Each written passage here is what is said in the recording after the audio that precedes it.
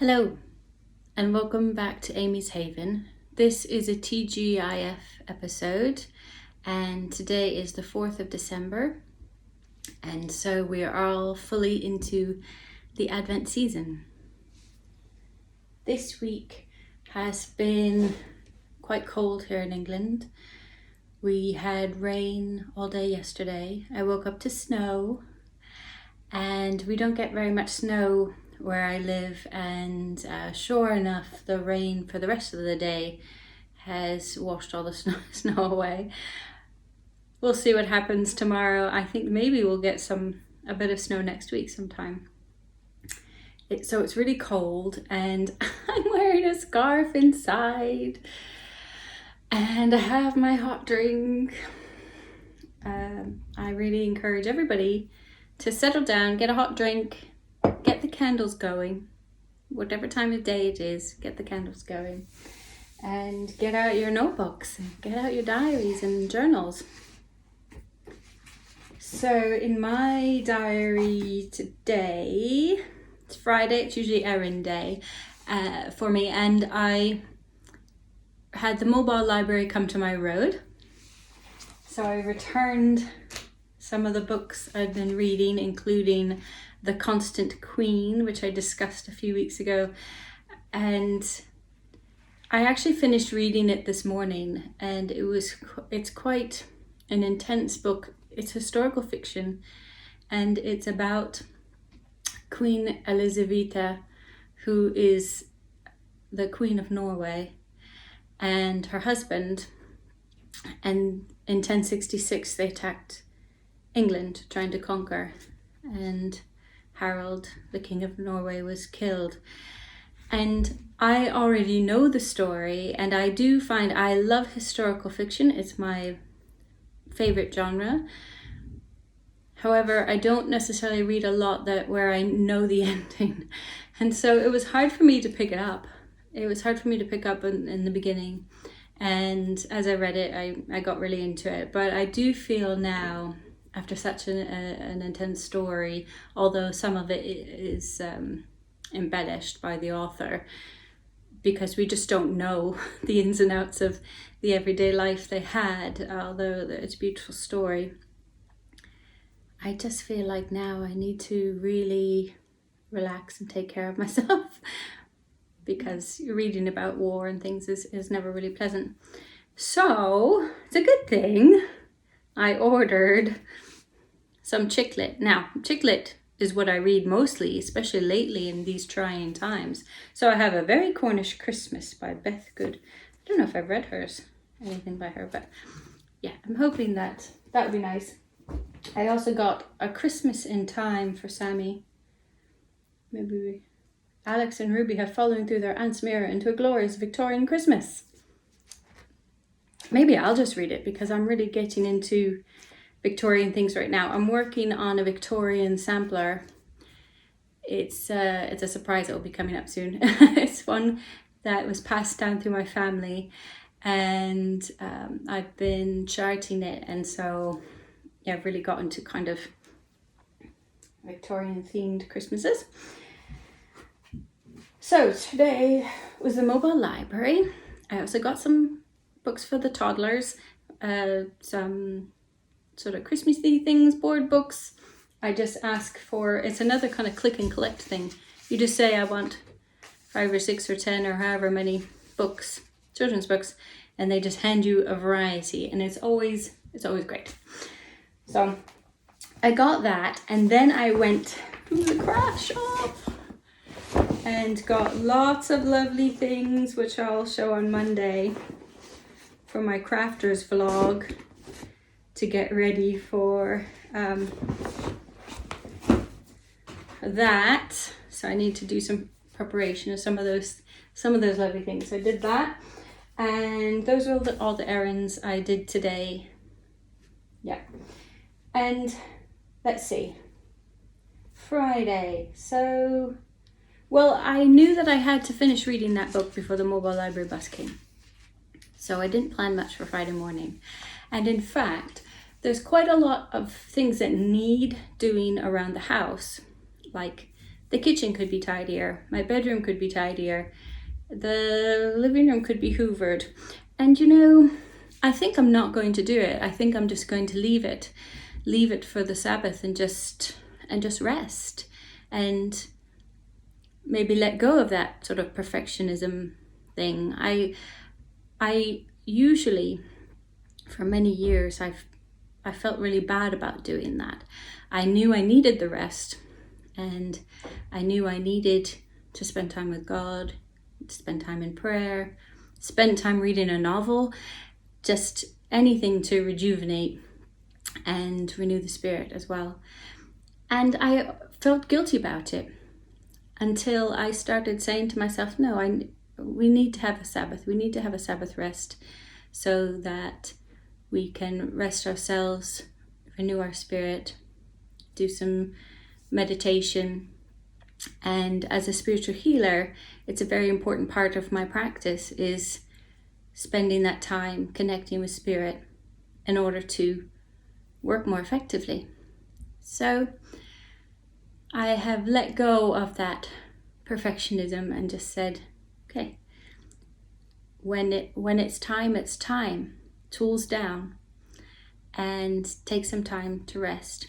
So it also means being able to stay calm and at peace and feel the joy, even if there's a mess and clutter around.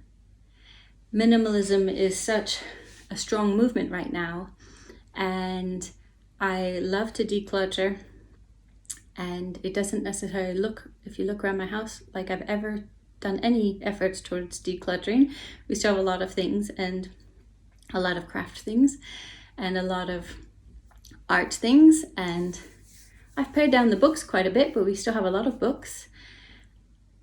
But I think that by embracing a life that I love, embracing that creativity, that creative spark that can happen only when we have some of these things around. And I can spend more time, instead of spending time watching TV, I can spend more time pursuing my arts and crafts. And I can spend more time pursuing a prayer life and a reading life. And then I don't need to worry as much about, bits of floss and yarn and things on the carpet. I don't need to worry about that every day. So today is definitely going to be a relaxing day, and I think that tomorrow will be as well. So it's a good thing I have my book, and I've been still reading my Celtic Advent 40 Days of Devotions to Christmas by David Cole, and I'm going to share a bit of that. I'm going to share a bit of today's reading with you all, because I always find it inspirational, and I can't share the whole book with you. You can get the book if you like, but I can share excerpts of it. And I have my journal with not so fancy stickers that I've been writing in, and I do have quite a lot I think I'm going to be writing this week. It's nice this time of year. My Bible study group that's on Zoom, we talk a lot obviously about Advent and things like that. And there's a Teze service on Zoom coming up that I can participate in. I'm part of a Celtic Advent group on Zoom on Sundays. I'm going to be doing a Pass in the Harp group. Is it tomorrow? Oh, we're doing a Zoom Hanukkah party tomorrow. So I need to get out the dreidel and do some latkes and things like that. We're supposed to cook some food, and I bought some chocolate coins, and I'll get the dreidel out of the games box. So yeah, I'm looking forward to that. And then on Sunday, we need to decorate the outside of the house because we're having a Christmas trail in our village. During most years, we have a children's Christmas party that is sponsored by a family in the village, a Lord and Lady, and they provide a party for the kids, and then Father Christmas comes, and there's a little present, and there's some games, and I mean, it's just a lot of fun. And because of the current situation, we're not allowed to have a Christmas party. It just wouldn't be safe. So we're going to have a Christmas trail, and everybody who wants to decorate their house, they just tell the organizer, and they're going to print out they're going to put it on a map and send it to all of us via email. And then we can walk around the village with our map and look at the different houses which are decorated with lights or what have you. And we have some special little slates and flower pots and things that have painted elves on them, and we're hiding them in our garden, and they need to take their torches and do that. And I believe Father Christmas will come around with some presents for the kids who would normally participate in the children's Christmas party. So it's a really lovely village tradition, and we've had to alter the tradition this year, but I think that will be nice. So I will be decorating the outside with a wreath. I don't have lights for outside, but I'm going to be doing something nice for that. So this is actually going to be a very interesting weekend. We're going to have quite a lot of Zoom parties, and we have our normally family Zoom on Sunday with my family all over the world, in Africa and America and all sorts. So it's going to be a really nice weekend, I think, and a good one probably for resting in between those lovely parties.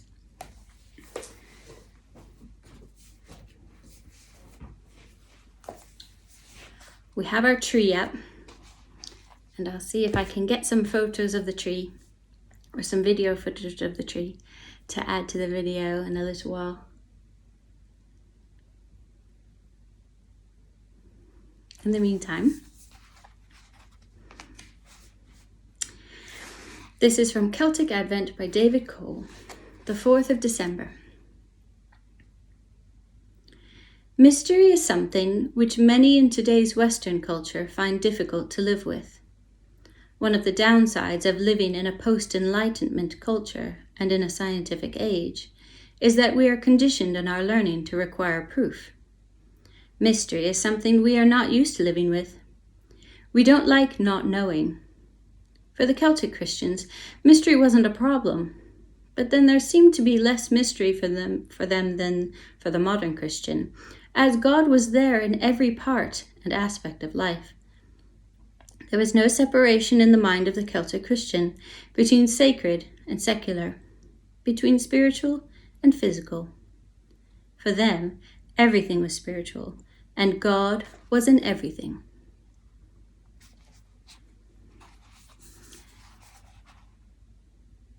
One of the reasons I chose this passage to share with you, out of all the wonderful things I've read this week in this book and others, is because I just can really relate to it. I have never worried about the fact that God is a mystery, and the meaning of life is part mystery, and we are part mystery. I'm very okay with not knowing absolutely everything. And I also really have always loved reading the works of the Christian mystics. So it just really resonated with me, this message. And so the rest of this passage for the 4th of December has quite a lot of good things in it. So I definitely recommend the book for next year, if not this. But I want to ask you some questions. So in the contemplation, David says, how do you cope with the mysteries of the divine, the aspects which you just cannot fathom? Do they sit comfortably with you? Or do you strive to have all the answers? What do you think of the idea that God is in everything you do? We know in theory that God is everywhere, but do we live in the conscious awareness that God is in our waking, in our sleeping, in our walking, in everything? I invite you to take these questions and sit with them this weekend and journal or draw or paint or meditate.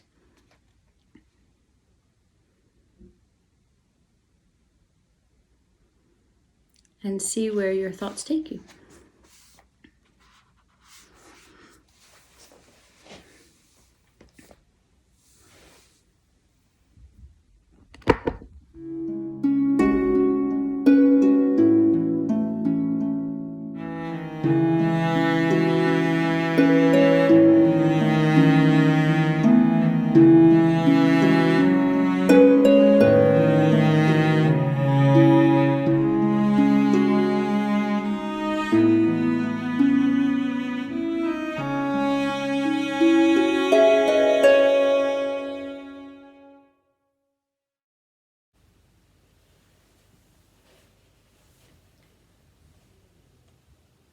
I'll read to you now the second reading from yesterday, the 3rd of December, the Divine Office. From the Letters to St. Ignatius by St. Francis Xavier, Priest. We have visited the villages of the new converts who accepted the Christian religion a few years ago. No Portuguese live here. The country is so utterly barren and poor. The native Christians have no priests. They know only that they are Christians. There is nobody to say Mass for them, nobody to teach them the Creed, the Our Father, the Hail Mary, and the commandments of God's law. I have not stopped since the day I arrived. I conscientiously made the rounds of the villages. I bathed in the sacred waters all the children who had not yet been baptized. This means that I have purified a very large number of children so young that, as the saying goes, they could not tell their right hand from their left. The older children would not let me say my office, or eat, or sleep, until I taught them one prayer or another. Then I began to understand the kingdom of heaven belongs to such as these.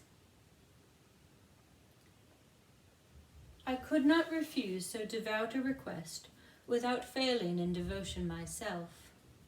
I taught them first the confession of faith in the Father, the Son, and the Holy Spirit, then the Apostles' Creed, the Our Father, and Hail Mary. I noticed among them persons of great intelligence. If only someone could educate them in the Christian way of life, I have no doubt that they would make excellent Christians. Many people hereabouts are not becoming Christians for one reason only.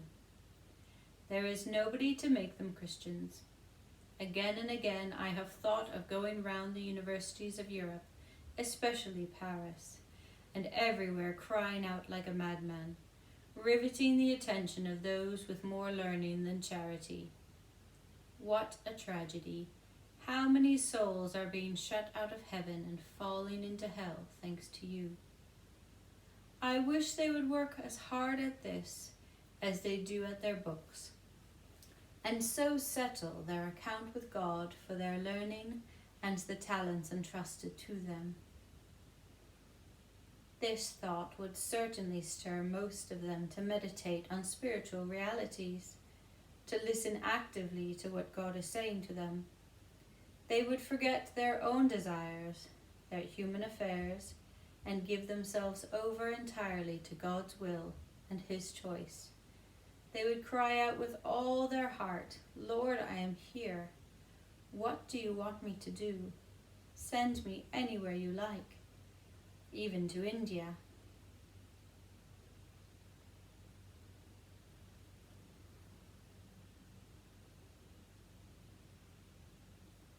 I share these words that a priest wrote many years ago, and I ask you to consider, are they relevant to today? Is there anything from his message that you can implement in your own life? Are there parts of his letter which just don't fit in today's world?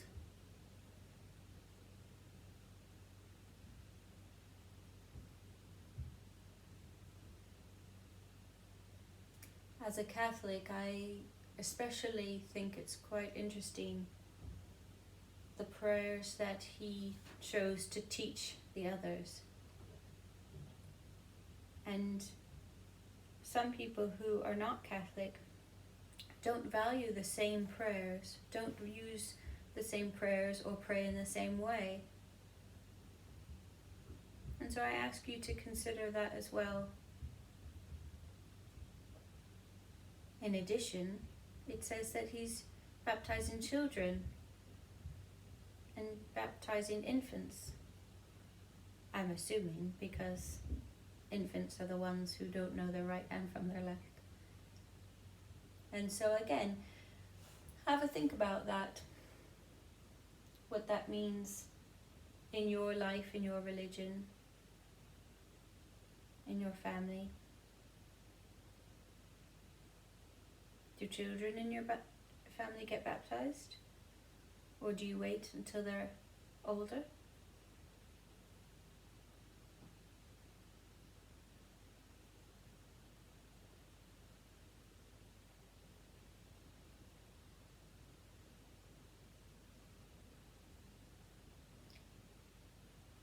You can listen to the reading again and use it to start you off in your journal or your meditation or your artwork this Sabbath.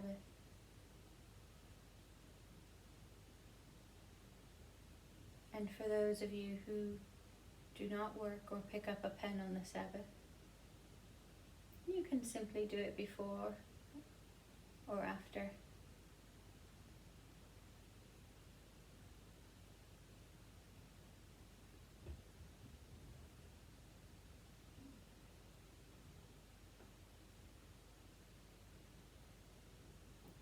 I will go on to play some meditation music for you to use as you plan or as you pray. And thank you for watching.